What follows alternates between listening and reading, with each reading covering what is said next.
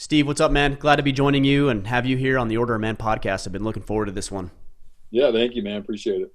Yeah, it's I've gone through your new book and it's funny because we were at Barnes and Noble. This was about 2 or 3 weeks ago, and my son, my oldest son, he's really big into hunting over the past couple of years, and he's like, "Dad, we got to pick up Steven Rinella's new book." And we went and we looked for it. Obviously, it wasn't there because it wasn't out just yet, but he did Yeah. find one of your other books, and he's been Oh, they dutifully had it? That's studying good. that book, man. Yeah, he's all Oh, about it. So I told him I was good. going to be talking with you today. He was a little bit starstruck, and he's like, "Can I join you?" I'm like, maybe I'll have him give you a shout out, but this is going to be a conversation for us for sure. What's his name? His name's Brecken. Bracken. All right. Thanks for the support, Bracken. I look forward Yeah, to man. meeting you, man. He's all about it. It's I didn't grow up hunting like you did. I know you've got a background in hunting, and your father and your grandfather hunted. I didn't have that, so to be able to get advice from you and see what you've done throughout your life and generationally, it's been a big help in making sure he's on this path that I feel like is a good path for both of us, actually. No, that's good. Thanks. I'm glad it would be of some that information would be of some use to you guys. Yeah, yeah.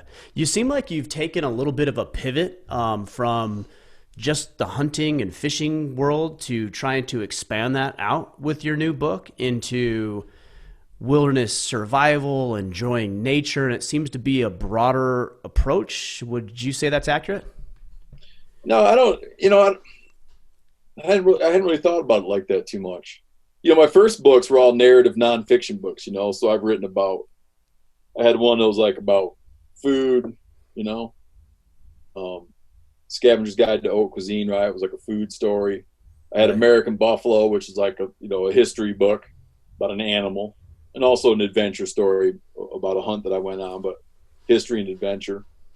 I had a book which was quite autobiographical in nature about you know living a life of hunting and fishing and what that means. Um, and then some instructional stuff and wild game stuff. So I feel like it's kind of all in line because it's all draws from the same kind of sets of experiences, right? I think it was through the travels I've done as a hunter and an angler, but also, as a journalist and doing television, that mass amount of exposure I've had to wilderness and wild places that came from that thing, right? And that's what sort of like trained me up and brought me to really understand um, some things that I feel people need to know who are engaged in this lifestyle. So I haven't viewed it like I haven't viewed it like differently. Like everything I do to me feels very sort of like precise and in line, you know? It might wind up being that it would have a broader level of appeal, but it's very much from the mentality. It's very much from that, what I regard to be that same mentality. Yeah, and I think you're right in that it's on the same vein, but I think taking this approach where you're talking about other things than just the hunting experience will open it up to individuals who may not have traditionally come in to an appreciation for nature and the outdoors through Yeah. the lens of hunting, but hey, I just appreciate nature. I want to go out and hike, or I want to learn how to survive out here, and it might expose them to something they may not have otherwise been exposed to. Yeah. That's a good point, man. And I think that, the next book I'm doing, you'd probably really ask that question with the next book I'm doing. Cause the next book I'm doing is, I'm working on it right now. It's about kids in the outdoors. Right. Hmm. So yeah,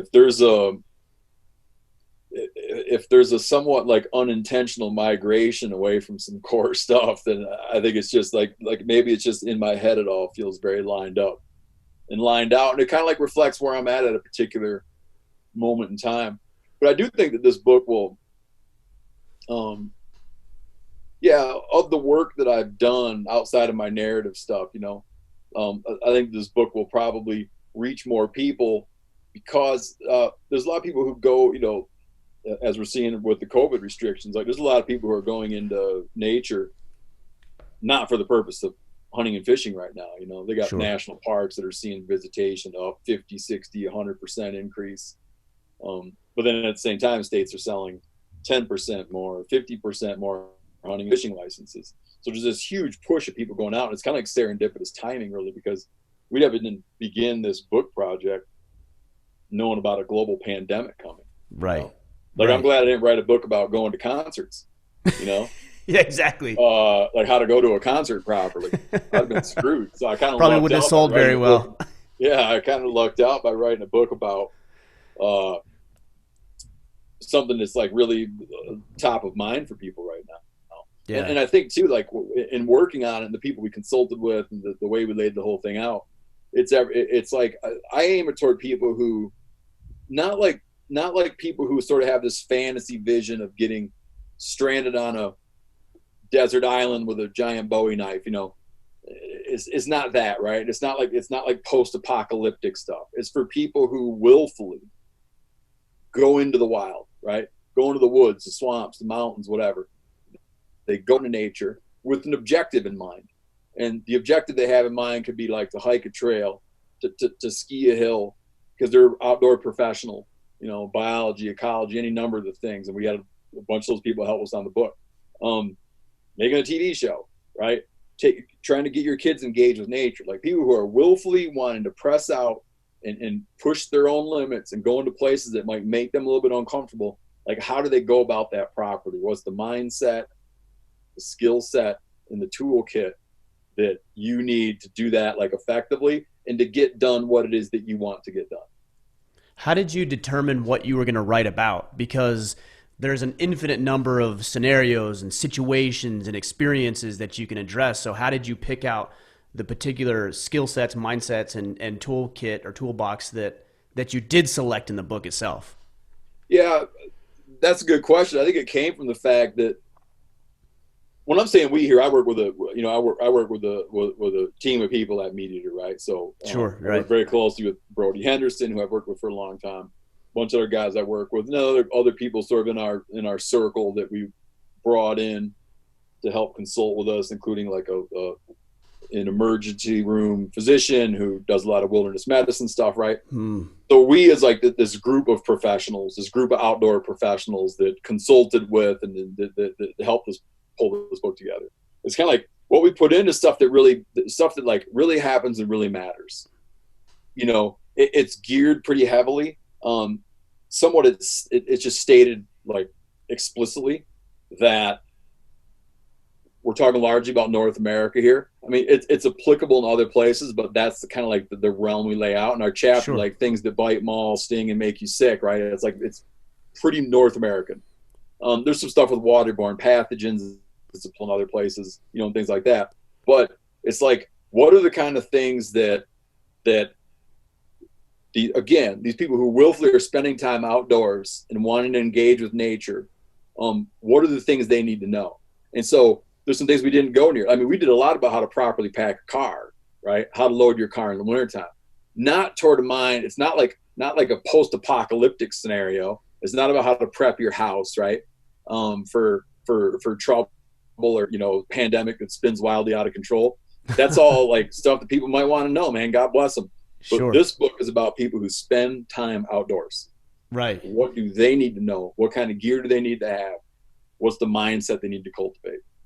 Yeah, I mean, it is powerful because sometimes, we have a lot of guys that are probably listening who have always been in the outdoors. They've always been in nature. They've hunted, their dads and their grandfathers took them hunting. And then we have a whole section of men who are listening who have never been exposed to it. I grew up in Southern California until the age of 12, 13 years old.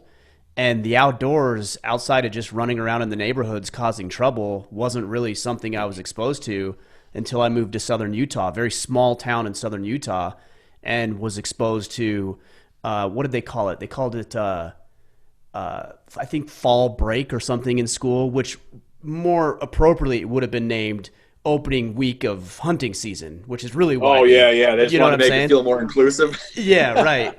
And so I'd see all these guys with rifles in the back of their truck windows, and we saw deer hanging from every outdoor basketball hoop in town, and I'm like, what in the world did I just move into? So there's a lot of these guys who are listening who are like me that didn't have this exposure to nature. Where do you suggest guys like this get introduced and maybe just put their foot into it, tap their toe into it a little bit? Yeah, that's something interesting to think about, man, because I don't normally run around, I don't normally run around trying to convince people that they need to do something, right? Right. Like, I step away from that around kids. Like, I do think that there's 100 ways to raise great kids. You know, I got friends that live in cities and that's their life. Beautiful kids, right? Like compassionate, caring, Yeah. faithful, like great kids. There's 100 ways to do it. But for me and for people who have like a lifestyle similar to me, like I do think that there's some valuable stuff to be had by getting kids engaged in nature. It's not the only path to the truth, but it's like a legitimate one. Yeah. Likewise, I think that for adults, man, you know, you're talking about like an audience of men in particular. I think that there are things around self-sufficiency that can be gotten from engaging with nature, because it's a proving ground. You know what I mean? It's kind of like the ultimate proving ground. There's things around camaraderie, right? Some of the best times I have with friends, like the best friends I have are people that I've been through that with. Right. You hear people talk about, and I'm not even trying to conflate the two at all, but you hear people talk about like a sense of camaraderie from being in the military, which I haven't done, but I know it's like a thing people often bring up. Like when you go through that set of experiences with people, it doesn't, you know, people that have done that tell me you can't match that. That doesn't, there's no equivalent, right? From my own world, I'll say, like, you know, spending a week or two out in a wilderness setting with some people working to solve problems, you can't match it, right? From anything that's been in my experience. I think that the best way to go engage is like, whatever you're doing, just try to up it and try to do things that make you afraid and do things that challenge. I always have things on the horizon. Like I can't get comfortable in life without knowing that I have something coming up, some like wilderness type adventure coming up that I'm a little nervous about. Yeah. Like a little nervous about pulling it off, a little nervous about what it's gonna be like. Like I have to have dragons to slay, you know? And I always hesitate when talking about nature and talking about the natural world to get into this kind of vocabulary of like slaying it, conquering it, being versus it. Like I don't look at it that way. It's like you're hand in hand with it, right? Like it's not adversarial.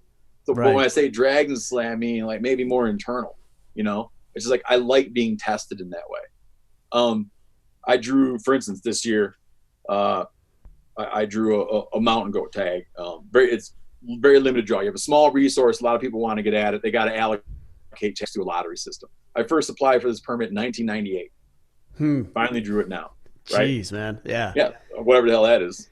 20 years 20 plus years. Yeah. Of application processes. And as people that hang out in mountainous country might know, like mountain goats live in the highest, nastiest stuff, right? You're going, which is insane what those things can do. Like you look at them and they're hanging on the edge of a cliff. I'm like, how is that even physically possible?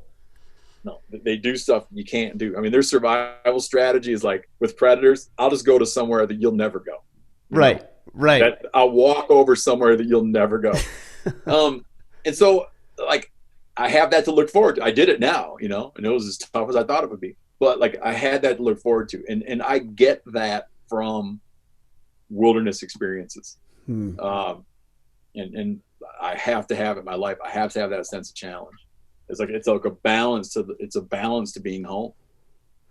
Do you feel like those types of things, I can relate to that to a degree, not to the degree I think you're talking about or in the same vein, but do you think those types of challenges keep you sharp? And if that's the case, what do you do to prepare for these things? Or is it that your previous experience is what's preparing you for your next experience? In my case, at this point in my life, it's previous experience and constant practice. Like, but you have to understand like how peculiar, just because of professional circumstances, sort of like how peculiar my existence might be, where I don't need to like necessarily train to get in shape for instance, for mountain hunting, you know. Right, because you're there. You're always there. Yeah, like doing it a lot, right? So you're just engaged with it. I used to have things, I used to have experiences coming up where I did need to go out and like learn a lot so that I felt like I was going to have some chance of being successful. but now I have such kind of a like a rich sort of Rolodex, of people that I know, that we laugh a little bit about it because, friends, me and guys I work with and friends, we'll go hunt a lot of new places. Mm-hmm. And people are like, how do you pull that off? How do you ever figure it out? It's like, to be honest with you, dude, it's like what works for me isn't really available for you. Like I have a very distinct advantages. We're like, no matter where you're talking about, like we're one or two phone calls away from someone that knows something really well. And I try not to like gloss that over, right? That's a major thing, man. It's and important. I try to be upfront about the fact that, like, I have that luxury. At one point in time, I didn't. At one point in time, we went into stuff. We went into situations we had no idea what we were getting to. I remember the first time me and my brothers, like, for instance, went on a 10-day Dall sheep hunt in Alaska. We never even saw. We didn't see. Well, no, we saw one sheep a few miles away. Never saw any. Saw one ram close to the end. Ran out of food. Couldn't get where we thought we were going to get to.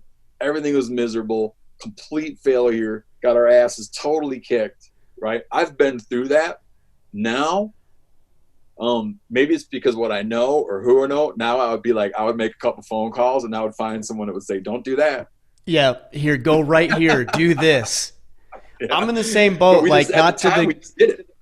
Yeah, and, not to the degree, of course, that you are, but people say, well, how do I get into hunting? Because actually hunting is relatively new for me. My first hunt was with my friend Colin Cottrell. He invited me to hunt deer with him in Texas in 2017. And I said, I don't know how to hunt. He's like, I know, that's why I'm inviting you. And he's like, bring your bow. And I'm like, I don't have a bow. He's like, yeah, go buy one. And then he's like, we're going to do a bow hunt and a rifle hunt. I'm like, I don't have a rifle to hunt with. He's like, yeah, go buy one. And that was my introduction. I'm really grateful that he introduced me to hunting. But then I have these opportunities where people will say, hey, I know you and your son are into hunting. Come duck hunting or come hunt our property here. And it's nice. Like you said, it's a nice luxury, but a lot of guys don't have the same luxury of getting these invites or having the Rolodex like you said you do. Yeah, and I think what gives me the runway to be able to bring this up without sounding like a total knucklehead or without sounding like completely privileged, is that for many, many years we hacked it out. Yeah. And that kind of like hacking it out a little bit, I think, is what is sort of like that mentality of being able to hack it out and just learn through trial and error and experimentation is kind of like largely those findings and those lessons are more likely to find their way into a book project like this than the everything going smooth kind of stuff. For instance, we grew up in Michigan, right? And grew up raised by a hunter, hunting that stuff. But we just one day up, and me and my older brother, one of them, we just moved out west, man. We didn't talk to anybody. We just figured stuff out. Like every inch of ground we got by like duking it out, you know what I mean? With the elements. So I've been through it, like I get it. And I think that a lot of that stuff, to get back on the subject of putting this book together, there's a lot of stuff in here that I wish someone would have told me back then, to be honest with you. Just how to get by, like what you actually need, what you don't need, like a lot of like hard-earned lessons. And then later, as I came to be in a situation where I was able to spend time with like people who are just extremely talented and very experienced, right? By that point, you have kind of a foundation you start to learn like what works for you and how to go about your business in the woods. And then you meet people who came in a completely different lane than you did, right? Like whatever I had like a Michigan, Montana path, but then you spend someone who's got whatever, a life built out of the same type of adventures down in the desert Southwest. Right. And they parallel path, and now they get to like a position of excellence. When you're able to hang out with that person, you gain so much more from that, coming from having already developed the sense to yourself of like what works. And that's when you start, I think, getting into a level of, where you can claim a level of broad expertise, is when you've learned enough to know how to translate what you're seeing other people do. Likewise, just to spend time in South America, on a few trips I've been down there on river trips with the Amerindians, right? Like I know enough to get what they're doing, to see how they're doing, and to understand why they're doing what they do. And man, is that illuminating. right? These are people that blow you away in the woods. You Yeah, know way enough more to time make in it the woods. more meaningful and significant to you, it sounds like. I know enough to get it. Like I know Right. enough to like piece together what they're doing, to have a frame of reference to understand how they go about, why they go about it, right? Do you ever, I was going to say, are you concerned with, Let me offer you a quick, for instance. There okay, yeah, is sure. these guys like to they often hunt at night down in in a lot of areas in the Amazon. It's common to hunt at night with light, right? Yeah. They're hunting these nocturnal animals, right? You might notice like a peculiarity about the timing that they like to go out at night, like very specific about when to go at night. It's like dark 12 hours a day because you're near the equator, Okay. Yeah. but they want to go at some time, right? You're like, why not just go now? It just got dark. And then and hanging out and you realize like, oh, they don't go till the moon sets, you know? And like when the moon sets, it's like an extra level of darkness. And they're hunting these nocturnal creatures they must have determined are uncomfortable in bright moonlight. Like these nocturnal creatures time their time being out to the darkest time of night. So you start to get you get a sense of like, through other pursuits, you get a sense of these sorts of things, right?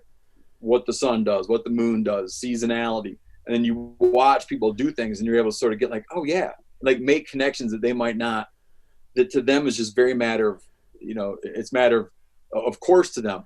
And if you just came into it blindly, you would just think that there's sort of a willy-nilliness to it, Well, or I there's can something you tell didn't you, understand. yeah, and I can tell you from the perspective of, we'll just call it ignorance because I wasn't introduced to this world. I look at social media, for example, and I see you and other people going out and having hunting or fishing success, and I think, oh, well, they know the right spots or they just got lucky or whatever. You attach all these meanings to it, and then you start to immerse yourself even to a small degree, and you realize, oh, it's not like they just went out and like in the afternoon to this place and grabbed a gun and went and shot a deer. They know the patterns. They're putting food plots out. They're seeing when they're moving and when they're not. They're looking at where the moon is at certain times throughout the month, and then you realize there's this whole other realm that you didn't even know existed. And how could you know? Because you've never seen it or been exposed to it in the past. Yeah, you got to know enough to know what you're looking at. Yeah. Well, and I think too, it's also taught generationally, which is what I appreciate about you, because I know family's important to you and how important it is to be able to pass this knowledge down to. Do you have one child or do you have children? I can't remember No, right I have offhand. three. So I have Three. Okay. five. Well, my daughter will be 8 in a couple days here, and then I have a 10-year-old boy. Yeah. So we're in it, man. It's Are hard. are your kids fully on board the way you are, or is it different? Because I know my oldest is on board. He's the one prodding me. My second is like, I don't want to do that. It's dark and cold, and I don't want to do that. He just wants to Yep. build Legos and robots. So they're Yeah, we different. have that. We have there's a there's a gradient, right? My older boy is, he's the oldest, so I had a very outsized. This is just my pop psychology, right? Guesswork. Like I had a very outsized impression on him when he was young because he didn't have siblings. He's the oldest, right? So Sure. he's imprinted on me very, very heavily, man. And he's gung ho, right? And then my daughter's like very kind of like in the middle. My young boy, he's like, I don't influence him to the degree that his siblings do. Like he looks to his siblings for guidance and leadership in some way, like, which is pretty natural. I was the youngest. So it's a little bit different. But one thing that I do like I'm kind of shocked because I would be like, in my mind, I'd be like, I presented the exact same set of influences here and then wound up with these 3 sort of different results. Right. But you can't untangle it like that, right? There's just like the differences of people, like just some weird genetic stuff we'll never understand. Yeah. Then And there's they the have a say in the influences matter, right? yeah. And then there's like the influences of just like personality things that you don't get and the influences of birth order and everything else. But Sure. what I will do, and I talk about this a great deal, man. I don't leave it all up to them. The same way that they don't go into the pantry at dinner time and serve themselves what they think would be an appropriate dinner, right? You're going to come in and like you're going to come in there and exert some influence about what you think based on the best understanding that you have would be a reasonable diet to pursue, like bedtime. We have a pretty, strict sense of like how much sleep they should get. It's not up to them to determine how much sleep they should get. We're like exerting influence all the time. Likewise, I don't always ask if everybody wants to go ice fishing. I don't always ask if everybody wants to go out and chip some holes through the ice to pull some muskrat traps. Like some stuff we're just doing, Mm-hmm. And the thing that I noticed is with those sets of experiences, if me and my wife say, hey, we're camping this weekend, and they're bent out of shape because they had intention to play with their friend, or they're going to sleep over their friend's house this weekend. And we're like, no, you're not. We're camping this weekend. They always come away from the camping trip like energized, in a good mood, like best, some of the best like kids you've seen coming off that. But then you go the next weekend, we're gonna go camping. Oh, I don't want to go. It's like, but you just told me it was the funnest thing you ever did. But and so I'm doing that, and I'm also trying to, at the same time, I'm always trying to be like, I don't want to burn them out. I'm kind of blown away that my dad, like of the two brothers I was raised up with in our house, I'm kind of blown away that he didn't burn us. In fact, quite the opposite. Like, we're all like very committed outdoorsmen. But that was a lot of crying, man. A lot of being cold, frozen fingers, right? Seasick, whatever. A lot of discomfort, a lot of crying. He made it paid off for him in the end, but he made a big gamble. And I don't gamble as aggressively as he does. I'm aggressive, but I'm not that aggressive because I don't want it to backfire. Yeah, you don't want resentment. You want them to enjoy it. But I'm always amazed at human beings' ability to forget how miserable things are.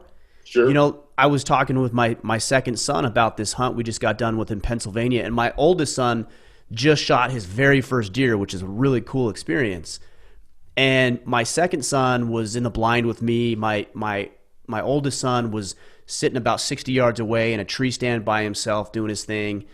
And my second son it's cold, I'm bored, I don't like this. And we talk about it, 5, 6, 7 days later, and he's like, that was awesome. Remember this and remember that. And in my mind, I'm like, you complained the whole time. But he took something out of it. There was something that he either forgot or reframed in his mind that he actually really enjoyed the time we got to sit in the cold blind. Oh, my brother went on a hike with my daughter recently, and somehow the subject came up of your 5 favorite things to do. And he came to me and, went, I don't know what the hell it was, rock climbing or something. But I was shocked to hear that in her telling to him, hunting and fishing made top 5. And I'm like, yeah, man. That, man. It's funny how it works. And I think it's, especially with our kids, is I just think, what we're doing maybe matters less than the fact that they're around and they're experiencing and we're doing it together and we're just having a good time being present with each other. Yes. That's a good point, man. Earlier, remember I was saying something to the fact of like, there's multiple paths to the truth, right? Mm-hmm. I have what I'm into. I would never have the audacity to suggest that I'm onto something that other people aren't onto that are into organized sports. Sure. What I think it is like, I think about parenting and parents is like, it doesn't last forever. We have a 10-year-old and we're still in it. Where kids your kids are looking to you to see what's cool. They're looking to you to see, right? Later, you might get in a situation where they go the other direction, but right now we still have that luxury, right? Mm-hmm. I think that I don't think it's selfish. If you're a dad, you're a parent, and there's things you like to do and that you have an infectious enthusiasm for, okay? It's a thing that means something to you. You see value in it. You like to do it. It is not selfish, in my view, to have that be part of your kids' lives because they need to see what it's like for someone to be into something. Yeah, good point. I mean, it's like, it doesn't matter if it's baseball. That's great, dude. Like, that's not for me, but like, I want my kids to see things that I want them to go out and see their parents engaging in stuff that they're deeply passionate about They have a love for the skill set. Like there's a right way and a wrong way to do it. You try to pursue the right way. You learn from mistakes. Like wherever that arena exists, take them to the arena. Yeah. Like it does it, like for me, this is what, like, this works for me. Right. I feel like I was trying to make that point because I would hate someone to think that I was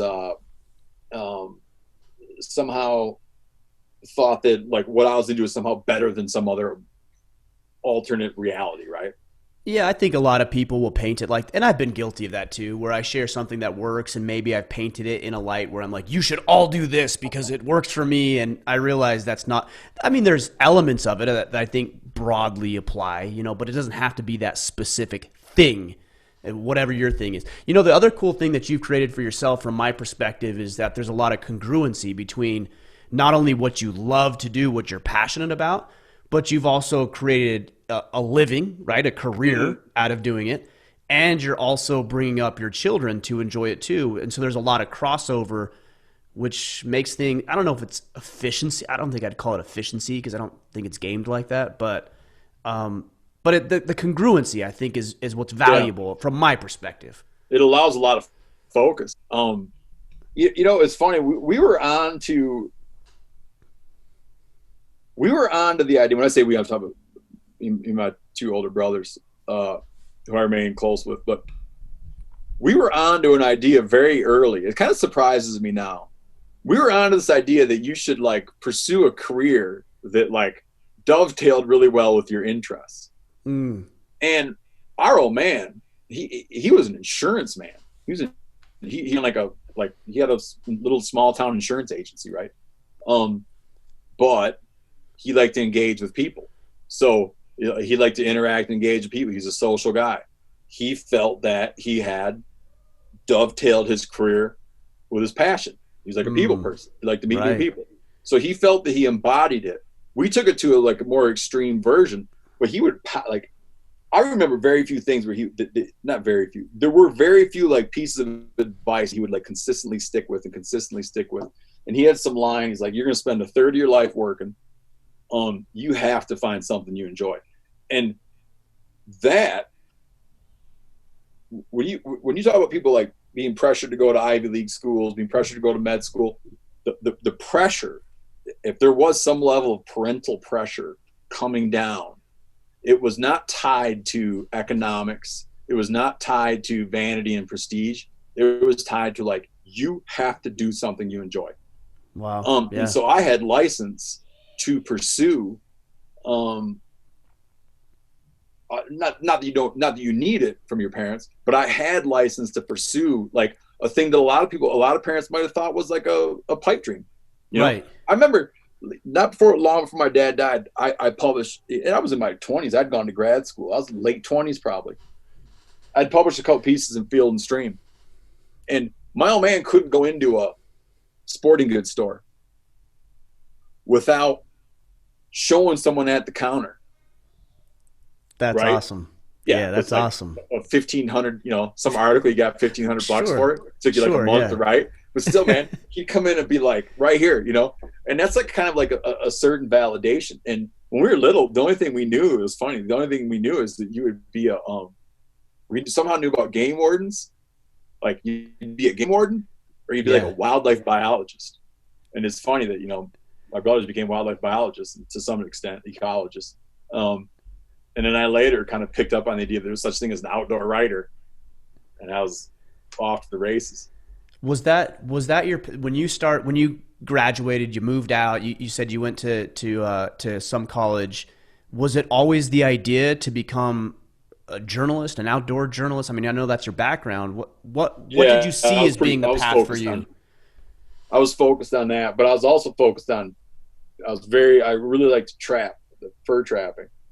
And at that time, fur prices were pretty good. Not like they had been in the late 70s and early 80s, but trailing into the 90s, there was, decent fur prices. So my first 2 years of college, I went to community college, and I took all night classes. I didn't go down until 6, man. And I was like, I had always been in school, and I always wished I could just trap full time. And so getting out of high school, I realized I finally had my chance. If I went to community college for 2 years and took night classes, I could spend 2 years and just trap all day, dawn to dusk, and then go to class at night. But in that community college experience, I kind of like fell in love with education. Then I went up to Michigan's Upper Peninsula to go to school, just because my buddies were up there and they were hunting and fishing all the time, and I was jealous. Trapped up there a little bit. And then I knew that I wanted to get like a writing, whatever they call it. In undergrad school, it's also, you're all over the place. You're taking all these requirements. Sure. Right. But you had some room to like pick your whatever focus or major or something.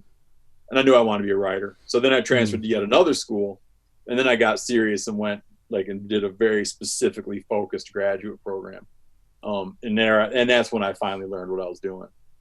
And how did you then begin to pivot into, I don't actually know, so this would be good, because I can't remember when your first Netflix opportunity presented itself, but I'm sure there's a lot of gap between writing and now I'm documenting these hunts and these outdoor expeditions. Yeah, like how did that flow? It kind of went. Yeah, right. When you're in graduate school as a writer, you have to do like a thesis, but it's just a body of written work. So as I was coming out of graduate school, I was actually selling off my thesis, because my like thesis, which is just what they call it, right? My thesis was basically a collection of things that I intended to be like outdoor writing pieces, journalism pieces, whatever, just hunting and fishing stuff, right? Yeah. Travel, hunting, fishing, food. I was writing all that stuff in school, and then I started to sell it. So started to do a bunch of work for Outside Magazine. There's this kind of like interesting flow to all this, right? So I was doing pieces for Outside Magazine. And at the time, like no one was writing about this stuff. Like I was kind of like the guy that was allowed to write about this stuff in Outside. And I had a literary agent find my work in Outside. He got a hold of me. He's like, you need to do a book. You need to like take this stuff you're doing and like do a book. So he went and I did a book proposal. Sure, right. Sold the book. As soon as I sold the book, I like signed a development deal in TV, right? And then that led through this like cascade of events, and came out and did an 8-episode show for Travel Channel, which was a disaster. We were still filming it, and we knew we weren't going to make anymore. Like we were filming it so fast that like they premiered episode 1, which bombed, while we were filming episode 8. But they ran through all 8 episodes. Kind of like the best and worst thing that ever happened to me. What was the what was just a synopsis of the disaster? What was the problem there?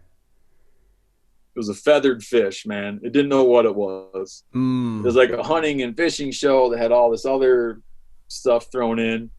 It was like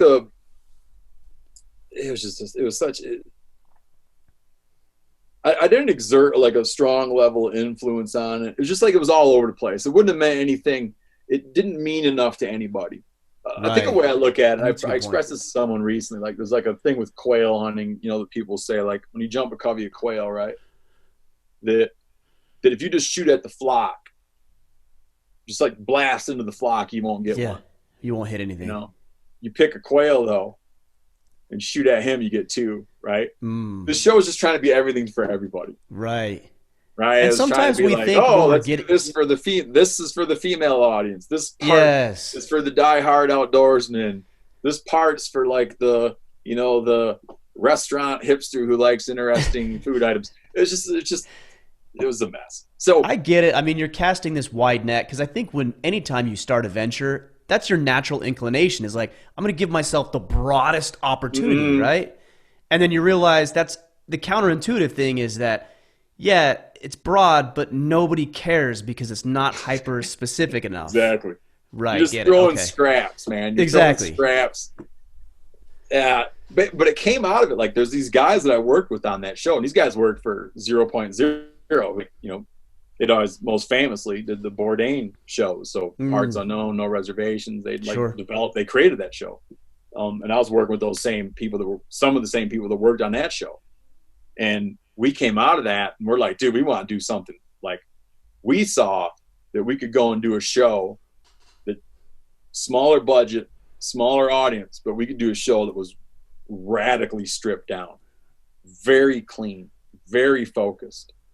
right? It'd be like a hunting and fishing show infused with a very strong wild foods sensibility, and it would be clean. It's like, what's the sort of what's the plot? You want to go find something? You want to go on an adventure and get something? The plot is, can you get it? And let everything else fall in place behind that. That's the story, right? The pursuit, the quest is the story. And we're like, we should just make something hyper clean. And that's how and one day I was like, came up with the name MeatEater, which had no bearing on the content, but that became the show. And now at this point, we've made, I don't know, 150 of these things, right?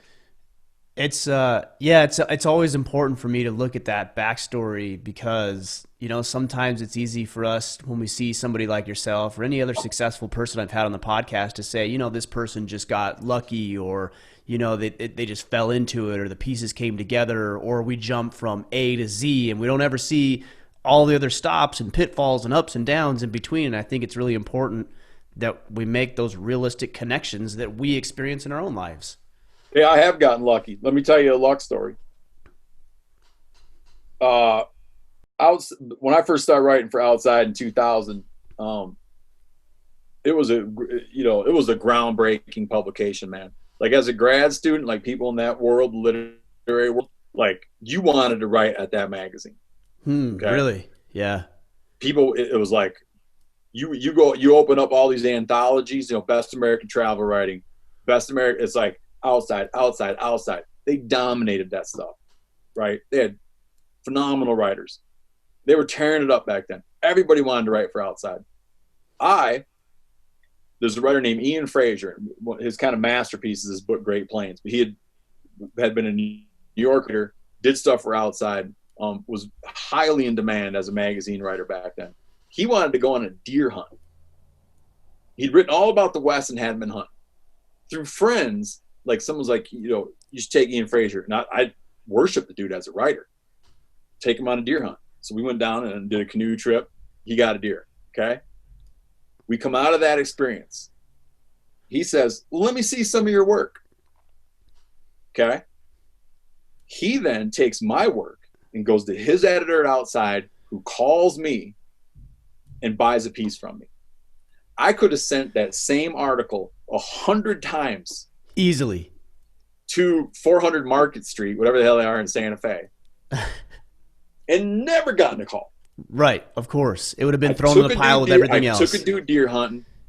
He felt indebted to me and wanted to return the favor. He gave me the biggest break of my career. You could look and be like, oh, that's pretty lucky. And it was pointed out to me by a lot of friends, kind of like, oh, it must be nice. You know, it was nice. At the same time, I was ready and waiting, man. You know, I don't think that they were going to publish something that was no good. And I was ready and waiting to do more. But I think that anytime you look at someone's, you look at someone's career, it's full of like a lot of hard work, but inevitably like some luck, man, like being in the right place at the right time. I don't mind admitting it. I used to be a little more embarrassed about it than I am now. You know, you want to be like, oh yeah, I'm from the school of hard knocks, you know, and in some respects I am, but I'm also from the school of just getting catching lucky a break, and having someone do me a solid, you know? Yeah. I think this is, I don't want to put words in your mouth here, but maybe you can tell me if I'm right or wrong, but this is that concept of, what do you call it? Venison diplomacy. Diplomacy. Is that what we're talking about right here? It's venison diplomacy with this guy that gave you a shot because he was able to harvest his first deer with you? I like venison diplomacy, but I hadn't put it in that way. But yeah, that would be I need to add that. If I ever do a book on venison diplomacy, I need to add that chapter. I'm telling you, man, there's just something special about sitting around, jack and jaw with the guys, telling stories of what went right and what didn't over an animal that, you know, you just killed and broke down and brought to the tribe. It's something very powerful that I've only been able to experience relatively recently. Yeah, it's something. And, you know, my dad was into it. It's kind of funny because he was into it. Him and his crew of guys were very, like, they had this real celebratory relationship with game they got. You know, I remember when they do like salmon boils and fish fries, right? And they had that. we like to think now that, not that we invented it, you just mentioned like a tribe reference, right? This is like an ancient thing. But Mm-hmm. they had that, like the people he hung out with, man, they had that sense that like this stuff is fun, it's cool, it's reason to celebrate. And that was like a kind of wild game relationship that I was brought up with and still had today. I remember in school, living away at college, and we would shoot deer, and man, we had just like, our house, one of the houses we lived in, it was so bad we like caulked the bathtub with roofing tar. People take a shower and like water would come down through the living room, right? Just a horrible place. Like the one of the rooms in the house was literally falling away from the house, where you could pass an electrical cord out the crack in the wall if you wanted to plug something in outside. Nice. Yeah. Dude, we get to cooking deer meat, and people flock to our house, man. They thought it was a riot. They loved it. And so I've always had that, like that little sense of like just how much fun comes out of stuff, and how much fun comes out of discomfort too, Do you when you think remember. yeah, that's true. Do you think that's like hardwired into our DNA as human beings, that we bond together over hardship, and that we break bread, so to speak, in order to bond us closer together? Like, what is your thought process behind that? You can see where, well, let me put it this way.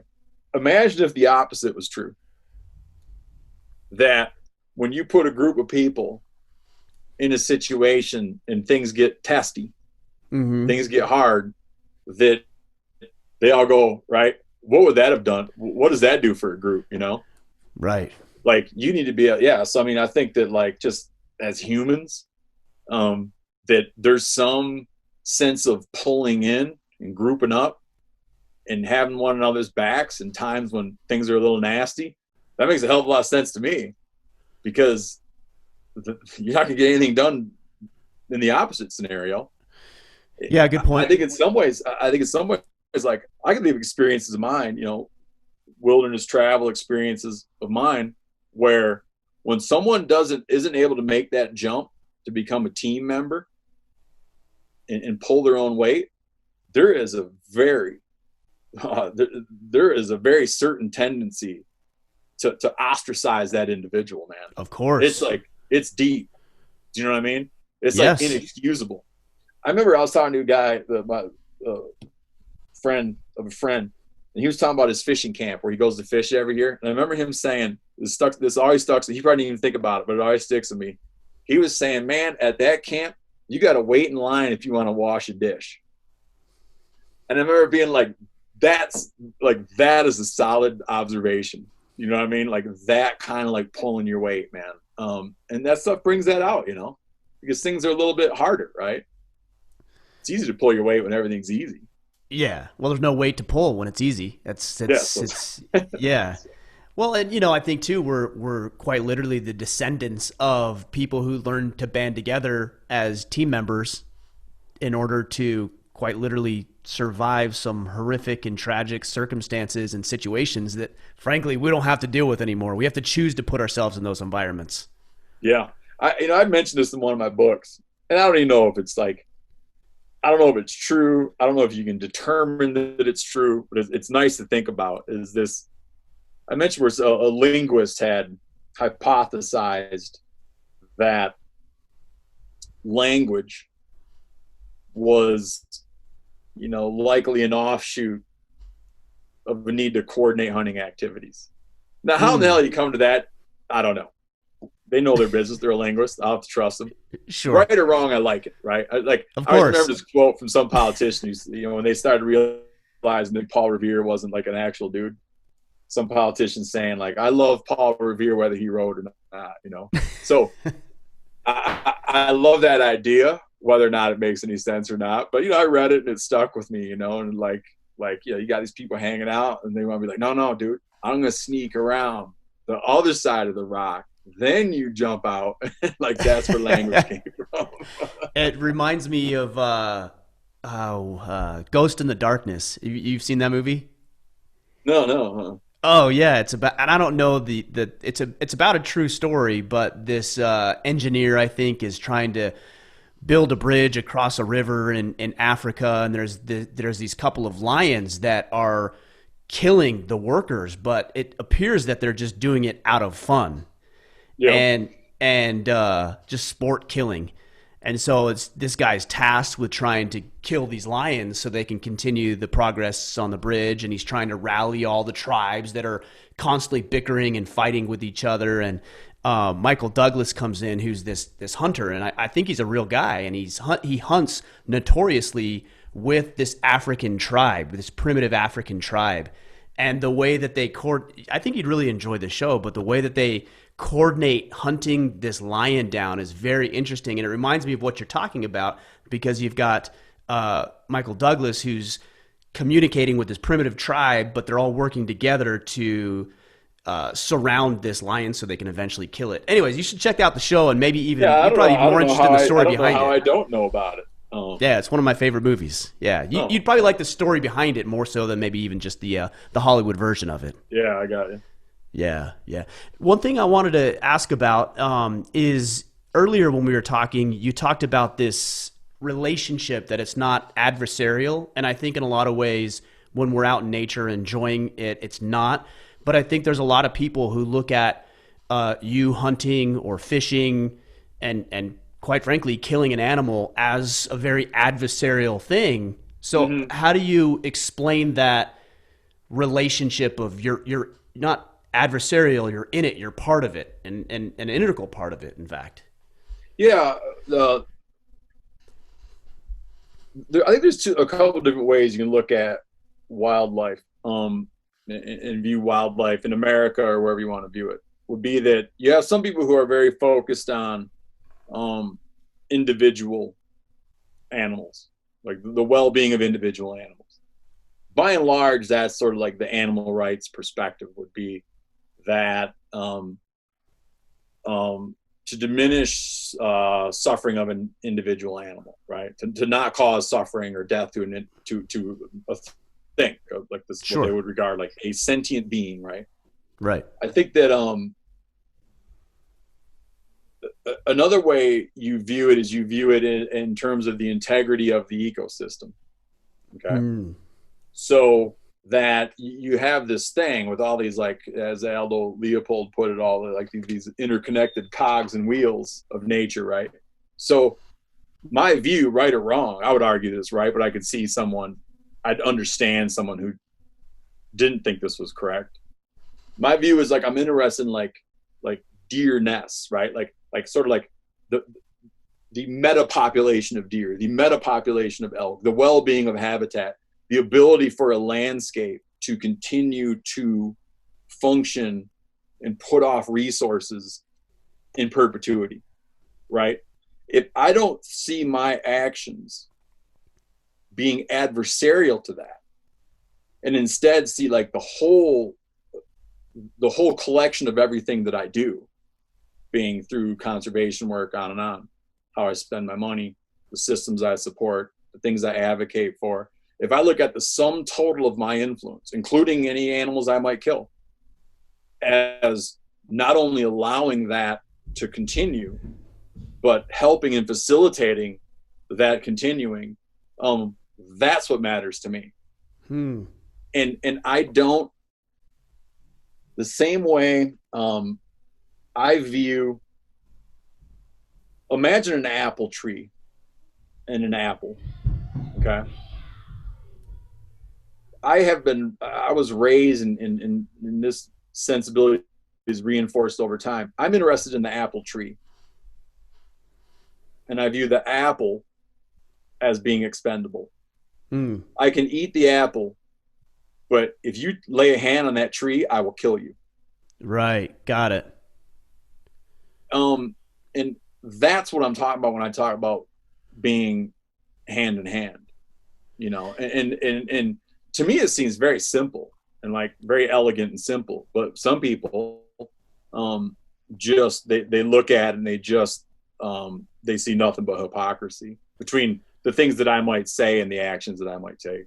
Yeah. I think there's a lot of, well, I'll say it like this. I think there's a lot of arrogance in believing that we can take ourselves out of the cycle of life, that we can remove ourselves from our interaction with nature and think that we don't have a part to play or we shouldn't have a part to play, that to me is an arrogant position to think that, oh, if I just do this, then it won't affect nature, and Mother Nature or Mother Earth, however you choose to look at it, will be better because we're not here or something. It just seems weird to me. It's a very strange thing for me.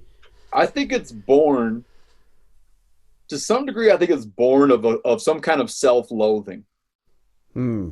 To view, like, to have this sense of humanity or the sense of yourself as being like so sort of ugly and destructive that even for us as humans, like, intermingle with nature is nasty. You know, like, I just don't like, I don't view myself that way. I don't view my relationship to nature that way, but it comes from this sense that, like, that, you know, nature is like observed through a windshield. Right. You drive through a national park, and us ugly, nasty people, like, minute we kind of like touch it, we've defiled it. Yes. Yeah. And man, it hasn't been my experience, you know? Well, and I mean, it's not something that's reinforced to me even by any of the conservation leaders and conservation philosophers that I've paid attention to and studied. Well, and not to mention, you and guys like yourself are so intimate with wildlife, with nature, that it is more so than anybody who talks about conserving. I mean, you're involved, you're in it, your hands are literally dirty because you're part of the process, and you're being a good, I use the word steward. Your stewardship is very, very important, right? And it's for hunting, and it's for generations, and it's so people can enjoy it, and so it can sustain itself, all for noble reasons from my perspective. Yeah. Well, you know, I should point out and clarify here that this was not a sensibility that I was really brought up with. There was a lot of kind of like grab it while the getting's good mentality people had. Even to the point where, like, at the most basic level, man, like, someone will ask me, like, how do you be ethical? How do you be an ethical fisherman or ethical hunter? I'm like, you know where a great place to start is, man? Follow the rules. Yeah. Right. Follow the rules. That's 99% of the battle, dude.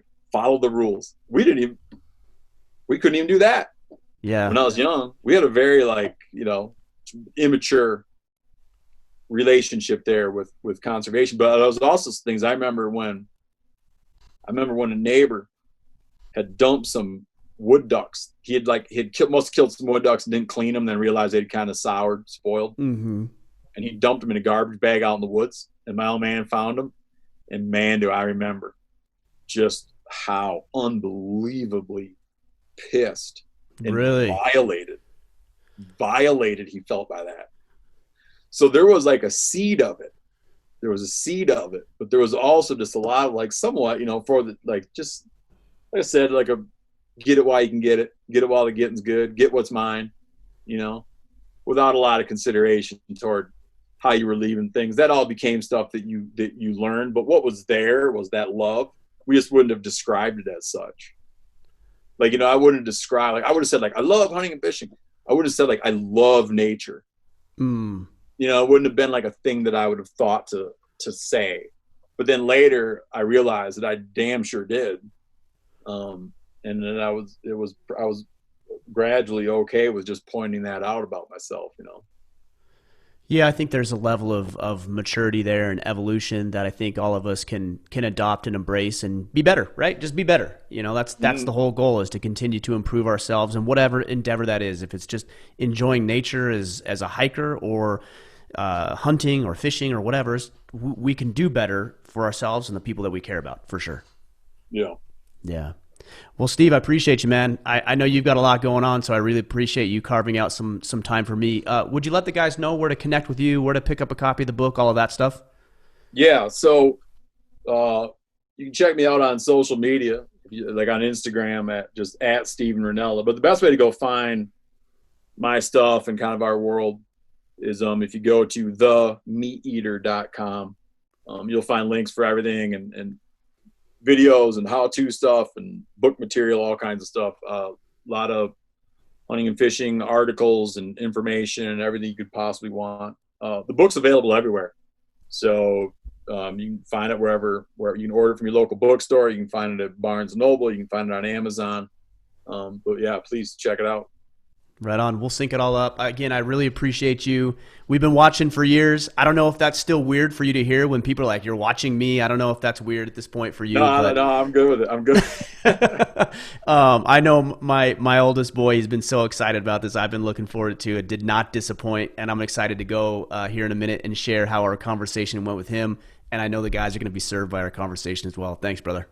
Thanks, man. Appreciate it.